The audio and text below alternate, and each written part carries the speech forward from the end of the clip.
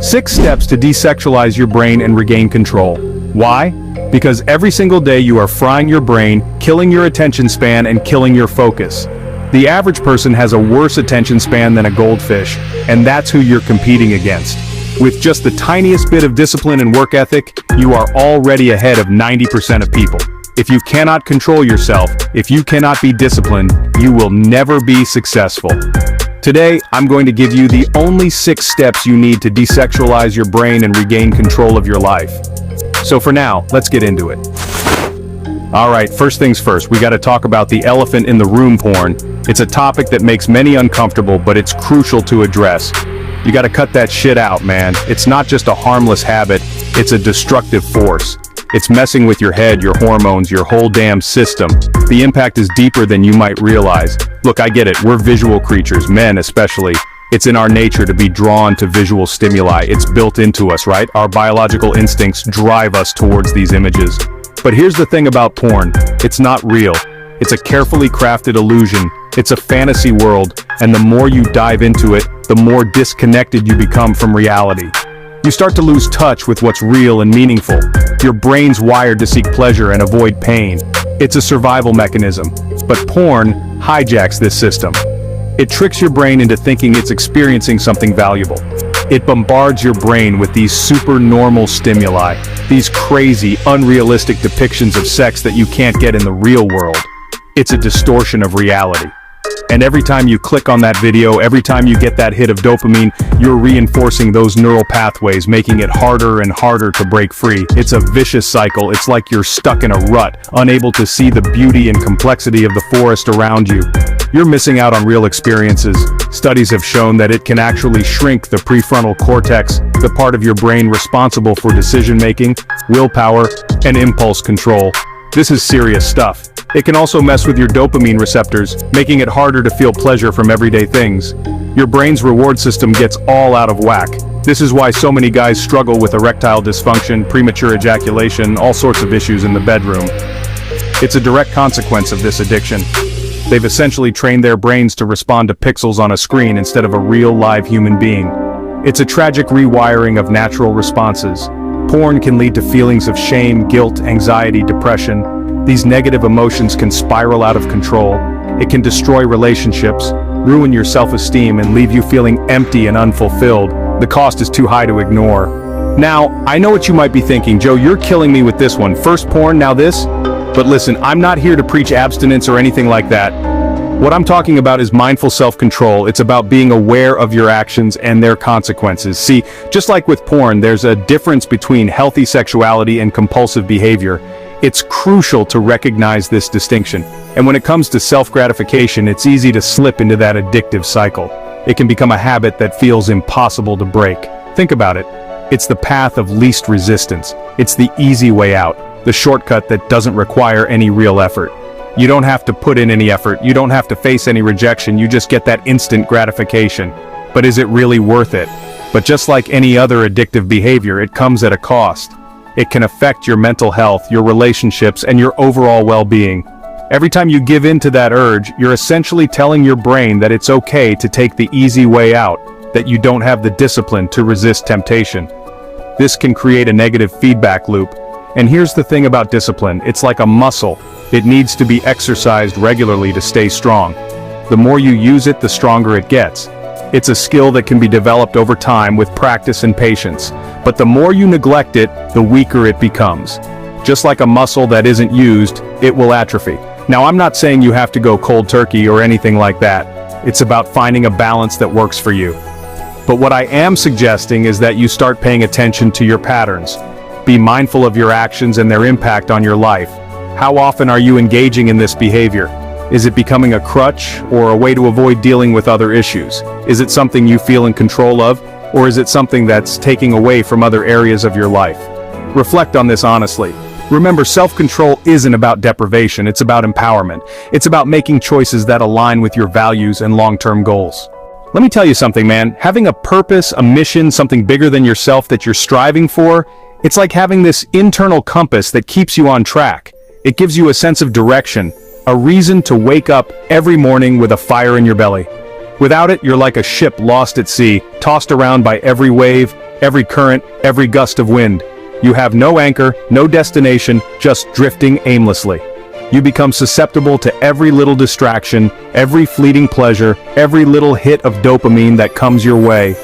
It's like you're constantly chasing after something that never truly satisfies you. Think about it. What do people do when they're bored? They scroll through their phones, they binge-watch Netflix, they seek out distractions, they look for anything to fill the void, to pass the time. And what are all those things? They're dopamine hits, quick fixes that give you a momentary high but leave you feeling empty afterward. They're easy ways to numb out, to escape the emptiness, the lack of direction, but they don't provide any real fulfillment or satisfaction. But when you have a purpose, when you're working towards something meaningful, you tap into a different kind of fuel. It's a deeper, more sustaining energy that keeps you going even when things get tough. It's not about instant gratification, it's about delayed gratification. It's about making sacrifices now for a greater reward later. It's about the satisfaction of knowing you're putting in the work, you're making progress, you're moving towards something bigger than yourself. Every small victory, every step forward, brings you closer to your goal. And you know what? It doesn't even have to be something grandiose like saving the world or becoming a billionaire. It can be something personal, something that matters to you. It could be anything that lights you up, that gets you fired up in the morning, something that makes you excited to start your day. Maybe it's mastering a new skill, starting a business, writing a book, getting in the best shape of your life. Whatever it is, it should be something that challenges you and helps you grow. Whatever it is, it has to be something that resonates with you on a deep level, something that gives you a sense of purpose and direction, something that makes you feel alive. I'll give you an example. A personal story that might resonate with you. A few years back, I was feeling lost, man. I didn't know what I was doing with my life. I had achieved a lot of the things I thought I wanted in life, but I still felt this emptiness, this void. It was like something was missing. Then I started getting into martial arts. It was a game changer for me. I loved the discipline, the challenge, the constant pursuit of improvement. It gave me something to strive for, something to focus on. It gave me a focus, a direction that I had been lacking. It filled that void and gave me a sense of purpose that I had been searching for, and that's the power of finding your purpose. Stop watching soft porn. So you've ditched the hardcore stuff, you're feeling good, you're back in control. But hold on a minute, there's a sneaky little devil lurking in the shadows, whispering in your ear, tempting you back to the dark side. I'm talking about soft porn, my friend. And yeah, it might seem harmless, just a bunch of pretty faces and toned bodies, right? But trust me, it's just as insidious, just as addictive, and it can derail your progress faster than you can say double tap. We're talking Instagram models, TikTok girls, those seemingly innocent thirst traps scattered across the internet. It's everywhere, man, constantly bombarding your senses, feeding that primal urge, keeping you hooked on that dopamine drip. You might think you're just appreciating beauty, but it's a slippery slope, my friend. One minute you're scrolling through your feed, the next minute you're 3 hours deep into a rabbit hole of suggestive content, your brain fried, your willpower depleted. Soft porn is like junk food for your mind. It's empty calories, devoid of any real substance, but it's designed to be addictive. Those algorithms are designed to keep you engaged, to keep you scrolling, to keep you coming back for more. Fill your feed with things that inspire you, that motivate you, that challenge you to grow. Chapter 5. Focus inward, not outward. Now this next step is crucial, my friends. This is about shifting your focus from external validation to internal fulfillment. It's about breaking free from the need to seek approval, validation, and worth from outside sources, especially when it comes to women. Listen, I get it. We're hardwired to seek out attractive mates, to spread our seed, to ensure the survival of the species.